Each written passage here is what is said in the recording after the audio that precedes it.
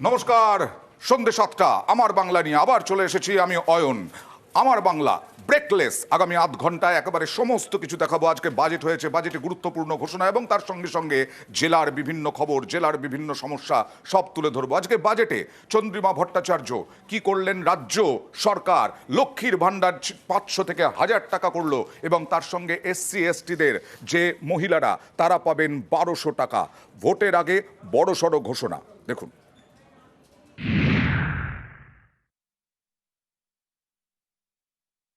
আমাদের মা বোনেদের হাত আরো শক্ত করার জন্য এই মা মাটি মানুষ সরকার আনন্দের সঙ্গে জানাচ্ছে যে লক্ষ্মীর ভাণ্ডার প্রকল্পে তফসিলি জাতি এবং জনজাতি শ্রেণীর জন্য আর্থিক সহায়তা বৃদ্ধি করে মাসিক 1200 টাকা এবং অন্যান্যদের জন্য এই সহায়তা বৃদ্ধি করে মাসিক 1000 টাকা করা হবে।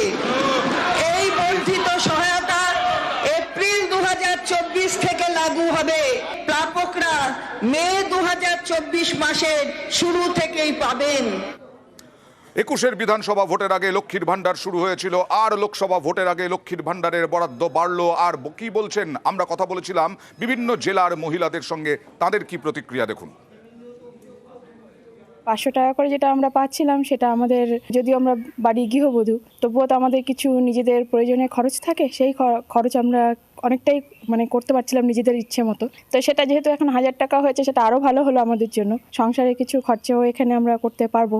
এতদিন 500 টাকা পেয়েছি, আমরা অনেক কিছু শখ পূরণ করতে পারতাম না, অভাবের সংসার। যাক, দিদি 500 টাকা দিছে তাতেই আমরা সন্তুষ্ট। এখন যে 1000 টাকা আমাদের কি উৎসাহিত হচ্ছে সেটা আমরা দিদিকে বোঝাতে পারবো না। আর দিদিকে ধন্যবাদ জানাচ্ছি। মাননীয় মুখ্যমন্ত্রীকে আমরা অনেক অনেক ধন্যবাদ জানাই, কারণ উনি আমাদের এই মেয়েদের কথা ভেবেছেন, মহিলাদের কথা ভেবেছেন। আজকে উনি এই 500 টাকা থেকে আমাদের 1000 টাকা করে দিয়েছেন এবং 1200 টাকা করে দিয়েছেন। তার জন্য আমরা মহিলারা তার কাছে অনেক অনেক কৃতজ্ঞ। যেহেতু 1000 টাকা করে দিয়েছে, তার জন্য এটা আমাদের আরও বেশি কাজে লাগবে। তার জন্য দিদিকে আমরা খুবই ধন্যবাদ জানাচ্ছি। যেমন প্রাইভেট বেতন দিতে দুটো ছেলে যদি পড়ে, একটা ছেলে দিতে গেলে একটা ছেলে কমে যাচ্ছে, সংসারে খরচ হয়ে যাচ্ছে। এটা একটা ভরসা থাকবে যে একটা পাবো, আশা থাকবে যে ওটা দিয়ে একটা মেকআপ করতে পারবো।